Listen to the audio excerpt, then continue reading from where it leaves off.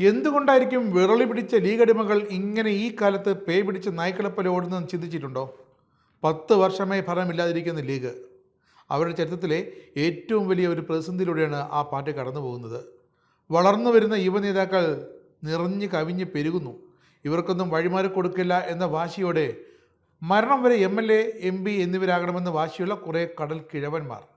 കൈയിട്ട് വരാൻ കഴിയാതെ 10 വർഷമായി മുന്നോട്ട് പോകാൻ കഴിയാത്ത പ്രതിസന്ധി എല്ലാം കൂടി ഏത് നിമിഷവും പൊട്ടിത്തെറിക്കുന്ന അവസ്ഥയാണ് ഇപ്പോൾ ലീഗിൽ.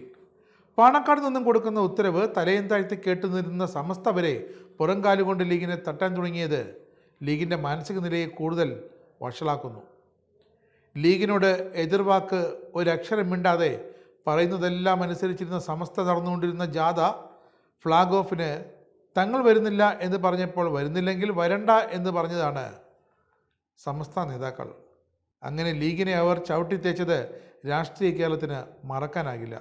ഒടുവിൽ ജാഥ മലപ്പുറത്തെത്തിയപ്പോൾ മുട്ടിലെറിഞ്ഞ് കുഞ്ഞാലിക്കുട്ടിക്കും ടീമിനും അങ്ങോട്ട് കയറി ചെല്ലേണ്ട അവസ്ഥയുണ്ടായി. അതിൻ്റെ പേരാണ് ഭരണമില്ലാത്ത 10 വർഷങ്ങൾ. സാമുദായിക ധ്രുവീകരണം നടത്തിയിട്ടാണെങ്കിൽ പോലും അധികാരം പിടിക്കണമെന്ന ലക്ഷ്യത്തിൻ്റെ നേർക്കാഴ്ചയാണ് തുടക്കകാലം മുതൽ SDP-യെ കടന്നാക്രമിച്ചിരുന്ന KM ഷാജിയുടെ ഇപ്പോഴത്തെ മലക്കം മറിച്ചിൽ.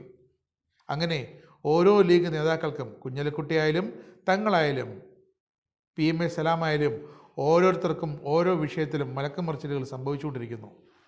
അതാണ് പറയുന്നത് മുസ്ലിം ലീഗിലെ മലക്കം മറിച്ചിലിൻ്റെ 10 വർഷം.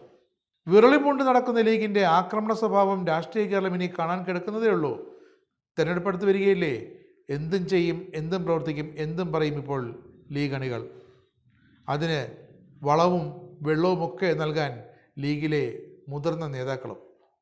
എന്തായാലും UDF-ന് തെല്ലൊന്നുമല്ല തലവേദന ഈ ലീഗിനി സൃഷ്ടിക്കാൻ പോകുന്നത്. കാത്തിരുന്ന് കാണാമെന്നല്ലാതെ മറ്റൊന്നും പറയുന്നുമില്ല.